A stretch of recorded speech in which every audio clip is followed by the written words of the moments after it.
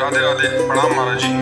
महाराज जी, मैं मुस्लिम दरबार हजरत मौला अली में 18 साल से मुख्य संत के रूप में कार्यरत हूँ। महाराज जी, आपके जुगल जोड़ी के प्रति जो इश्क है, इसके कारण हम भी आपके आशिक हो गए हैं। हम अल्लाह ताला से एक शुक्रिया और दो दुआएं करते हैं कि शुक्रिया ये है कि आप हमारी जिंदगी में आए, और दुआ ये है कि अल्लाह ताला और मौला अली सरकार आपको शफा अता फरमाए। और दूसरी ये कि हम भारतीयों के जीवन में आप जैसा दिव्य संत एक बार जरूर आवे। महाराज जी, आपके प्रति भाव था। पहले आपको स्वागत करते, धन्यवाद करते हैं कि आप कृपा करके यहाँ पधारे और हमारी बात सुनी है। हमें बहुत अच्छा लग रहा है कि वास्तविक धर्म का स्वरूप इतना विस्तृत होना चाहिए कि छोटी छोटी मेड़ों में बनकर एक दूसरे के प्रति जो राग द्वेषात्मक भाव है, इनको मिटा देना चाहिए। हमारे चाहे जो भी ग्रंथ हों, उन ग्रंथों में आप स्वाध्याय करके देखो, या श्री गुरुवाणी भी हो, या आपके जो ग्रंथ हैं, आप उनको गौर से पढ़कर देखिए, भगवान को साक्षी करके, क्योंकि वो महान भगवत स्वरूप वाणी है। आप उसका जब अर्थ समझना चाहेंगे, राग द्वेष से तो अलग निकलेगा, और आप अपने भगवान को साक्षी करके देखेंगे, तो मुझे ऐसा लगता है वो विश्राम देने वाली वाणी बन जाएगी। हाँ, विश्राम देने हमारा जो उपासना का स्वरूप है वो यही है। हम सबकी कि सब घट घट में उसी को देखो। अगर उसके सिवा और कुछ नजर आ रहा है तो अभी हमें लगता है कि हमारी देखने वाली दृष्टि अभी ठीक नहीं है, राग द्वेषात्मक दृष्टि ठीक नहीं है। देखो, आप जो नाम लेते हैं वो हमारे भगवान है। हमें दृढ़ विश्वास है मेरे भगवान के सिवा और कोई नहीं। वही जैसे हम राम कृष्ण हरि बोलते हैं, उसी आप ऐसा बोलते हैं, उसी ही वायु गुरु कहते हैं, वही परमेश्वर है, परमेश्वर। वही अलग अलग नामों से उपासक पुकार रहा है। तो बीच में जो राग द्वेषात्मक वृत्तियां हैं वो हमारी है, पर्सनल है। जैसे बिजली दो तार में चलती है, ऐसे ही राग और द्वेष, अनुकूलता और प्रतिकूलता, मान और अपमान, अपना और पराया, इसी पे माया मन को विचरण कराती है। अगर इन कनेक्शनों को काट दे फिर आप देख लो तो आप जीवन मुक्त महापुरुष हो जाओगे। ऐसे महापुरुष हुए हैं जिनकी हम चरण वंदना आज भी करते हैं। कहीं भी हो, किसी भी जगह हो, जो ऊंचाई पर पहुंचते हैं तो सब एक ही नजर आता है। और जब तक बहुत नीची दरा में रहते हैं तो ऊंचा और नीचा समझ में आता है, अपना और पराया समझ में आता है। पहले तो हम मन से आपको प्रणाम करते हैं कि आपने वास्तविक धर्म के स्वरूप को समझा और आप यहाँ तक कृपा करके आए। आपका धन्यवाद है।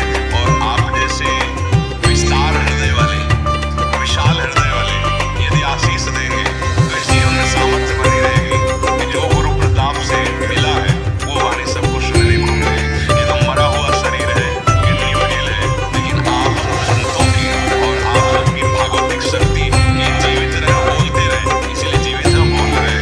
आपका सबका आशीर्वाद मुझे बहुत अच्छा लगा। मुझे इसलिए बहुत अच्छा लगा कि ये जो छोटी छोटी बेड़े बना करके हम राग द्वेषात्मक वृत्तियां धारण करते हैं, ये कभी धर्म नहीं हो सकता। धर्म का बहुत विशाल हृदय होता है। आप देखो, हमारे गुरु ग्रंथ साहब ने सब संतों की वाणी है। क्या दिखाया गुरु ग्रंथ साहब, क्या दर्शा रहे हैं कि हमारा जो स्वरूप है वो सब की वाणियों में विराजमान है। जो सब संतों की वाणियों में विराजमान वही मैं हूँ, दूसरा कोई नहीं हूँ। ऐसे ही जितने भी हमारे धर्म ग्रंथ है वो सब एकता सिखाते हैं, अनेक को एक में करके और लीन हो जाए, यही जीवन मुक्त अवस्था है। चाहे चाहे जिस मार्ग का पथिक हो। आज हम सब अपने मार्गों से भटक रहे हैं, छोटे छोटे सब। मेरा जीवन ही बदल गया है। आपकी वजह से मैंने मदिरा, मांस, परिस्त्री सब कुछ छोड़ दिया है और मैं राधा नाम जब करने लगा हूँ। महाराज जी, धन्यवाद है। आगे बोलना बात धन्यवाद है। आपकी बड़ी कृपा है जो आपने हमारी बात मानी और अच्छे आचरणों पर चले। इसमें मनुष्य जीवन की जो सार्थकता है, जो दिव्यता है, वो यही है कि हम इस देह में जो आए थे ऐसा कार्य करके जाएं जिससे किसी का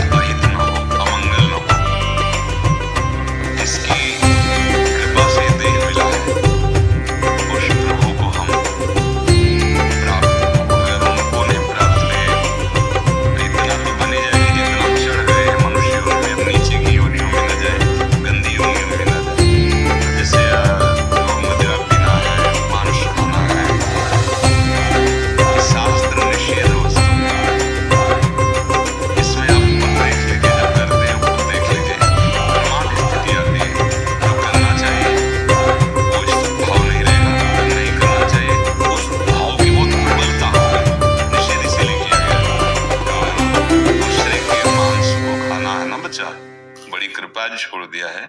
हम समझते हैं मुझसे बलवान हो जाएंगे या स्वास्थ्यवर्धक है। भाई नहीं, हमारे लिए नियत किया गया शास्त्र में विविध प्रकार की सब्जियां हैं, फल हैं, अन्न है। वो भी जीव है, ऐसा नहीं कि वो जीव नहीं है। अब मूली उखाड़ के छोड़ दो, देखो सूख जाएगी। उसमें भी वही जीव है जो एक पशु में जीव है ना, ठीक वैसे उसमें गेहूं को उखाड़ के फेंक दीजिए, सूख जाएगा, मर जाएगा। उसमें भी जीव है, पर वो जीव हमारे लिए निहित किया गया है।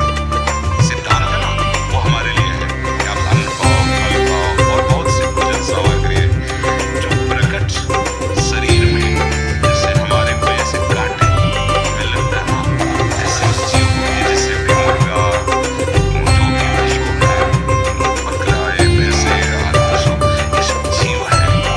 हाँ, जो राक्षस है वो अपना जाने, आप मनुष्य देह में और पुष्टता जिसे बल कहते हैं वो तुम्हारे महीने में, जिसको तुम खिलवाड़ समझते हो वो खिलवाड़ नहीं, तुम्हारी जीवनी शक्ति है। यदि संयम से ब्रह्मचर्य से रहो तो न उतनी घी में ताकत है, न दूध में ताकत है, न किसी भी पदार्थ में ताकत है, तुम्हारे ब्रह्मचर्य में ताकत है। हमारे अंदर जो भाव है कि हम बल बलिष्ठता के लिए तुम्हें लग सकता है प्राप्त करें, क्रोध पर विजय प्राप्त करें, अंदर के शत्रुओं को पराजित करें, मार के दिखाओ काम को, क्रोध ना आने पावे, लोभ ना आने पावे, ये शत्रु है, सब कुछ जानता, मोह ना आने पावे, अहंकार को मार के दिखाओ। उसके लिए जो बल चाहिए वो ब्रह्मचर्य है। शुद्ध ज्ञान, शारीरिक बल भी, आध्यात्मिक बल भी, दिव्य भाव, दिव्य स्मृति, हर अंग में विशेष स्फूर्ति, आवेश आ जाए तो कुछ भी कर सकता है, वो सारा कुछ ब्रह्मचर्य में। पर वो वही रह सकता है जो संयम से चलता है, शुद्ध भाव रहता है। हम धन्यवाद देते हैं कि आपने शराब छोड़ा। देखो, शराब पी करके अपने घर वालों को, अपने पड़ोस वालों को या अपने आप को दुखी में डालना है, कोई सुखी नहीं हो सकता, ये पक्की बात है। आप सब जानते हैं कि शराब पीने से अंदर के जो कोमल अंग हैं उनको नुकसान पहुंचता है। हाँ, कुछ ऐसा है जैसे वो फौज में है, बहुत ही बर्फीली जगह पे उनको, तो उस समय वो राजकीय विभाग के अंतर्गत सेवा में प्राण समर्पित किए हुए हैं। अब वहाँ घर थोड़ी है कि मूंग की दाल बनाओ, आज रोटी, वहाँ तो जो मिल रहा है जैसे, क्योंकि वो ऐसी स्वतंत्रता में थोड़ी है, वो देश की रक्षा के लिए। अब उनको कुछ भी मिले, प्राण पोषण करके देश रक्षा में लगना है। अब वहाँ ये नहीं देखना है वो क्या खा रहे हैं, वो क्या पी रहे हैं। उस समय उनकी जीवन, जहाँ हम 5 मिनट खड़े नहीं हो सकते, वहाँ उनकी ड्यूटी लगी। अब वहाँ प्रश्न नहीं हो सकता। अब आपकी बस चले तो ना खाओ, लेकिन हम नहीं कहेंगे, क्योंकि हमें पता है कि वो आपकी रसोई नहीं है। सरकार, आप खड़े हो, जहाँ पता नहीं कहाँ ड्यूटी है, वही आपको टिफिन पहुँचा दिया। अब क्या है, जो प्राणों में पोषण करो और आप वीरतापूर्वक अपने देश की रक्षा करो। जो नाम मिला है, नाम जब हो जाएगा, सब काम हो जाएगा, क्योंकि आपकी स्थिति वहाँ स्वतंत्रता की नहीं है। जो मिलेगा वही तो खाएंगे, जैसे जहाँ तैनात कर दिया गया वही रहना है। पर अपने को ऐसा नहीं है, अपने घर में जा सकते हैं, अपनी व्यवस्था है। हम उनको संत से कम नहीं मानते, किसी भी स्थिति में कुछ भी खाते पीते हो, हमारे देश की रक्षा में उतरे, उन्हें संत मानते। कई महीने अपने परिवार से नहीं मिल पाते, हो सकता है जिंदगी में मिल पाए, ऐसा भी तो होता है।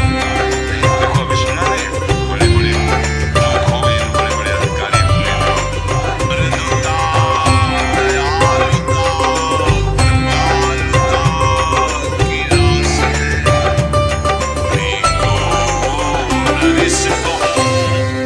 भूली हो न होत सखी, रहे तो प्रसन्न सदा हिये, मुख हासिले ऐसी सुकुमारी, प्यारे लाल जोगी प्राण प्यारी, लाल जोगी प्राण प्यारी, धन्य धन्य धन्य तेरी जिनकी उपासना।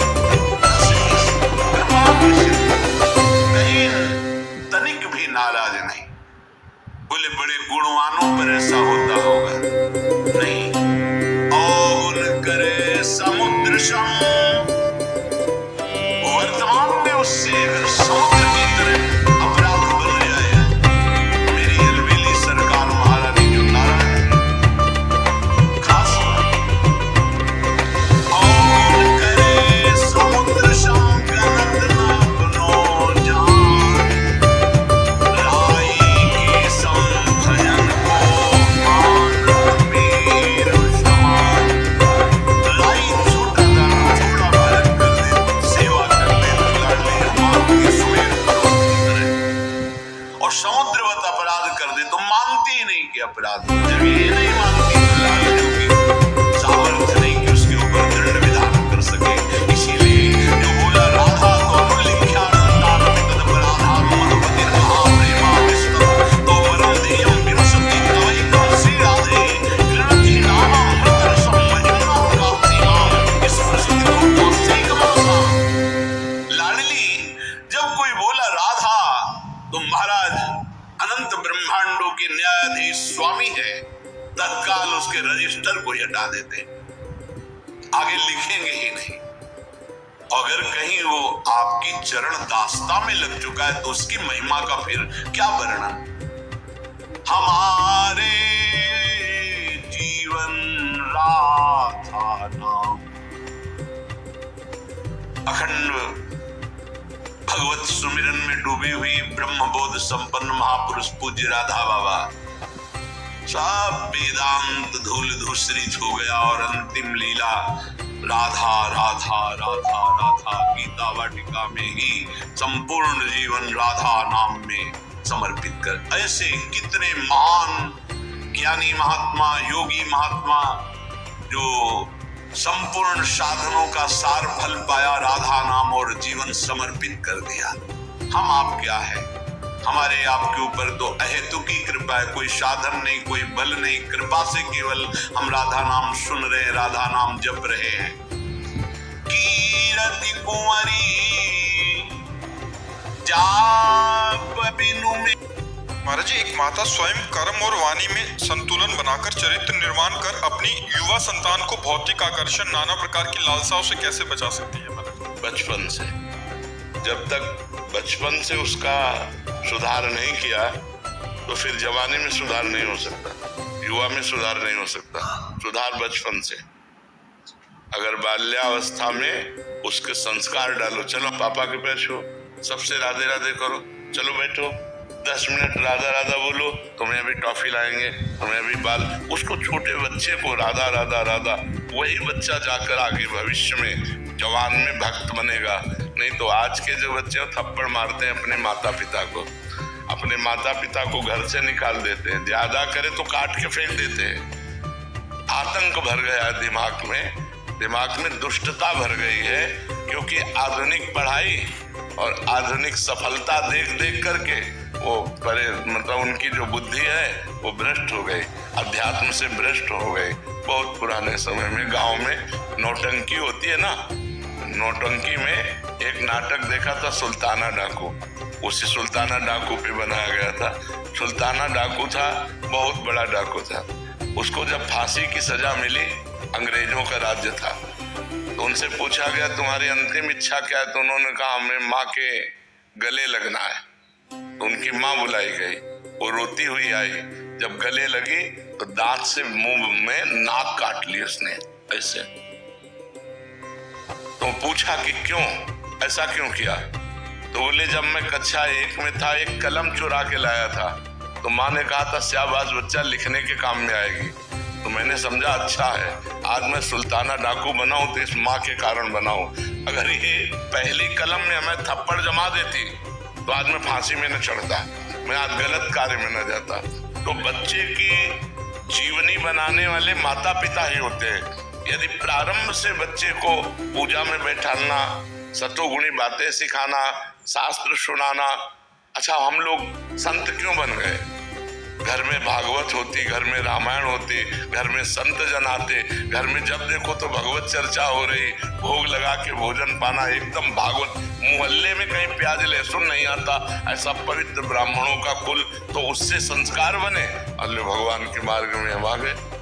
तो अगर संस्कार सही ना हो तो फिर जवानी में संभालना कठिन होता। जवानी में तो उन्माद अवस्था होती, फिर नहीं संभाला जा सकता। बाल्यावस्था से बच्चे को संभाला जाए तो महान बन जाएगा। और संभालना तो गर्भावस्था से ही होता है। जब बच्चा गर्भ में हो, ब्रह्मचर्य से रहे, खान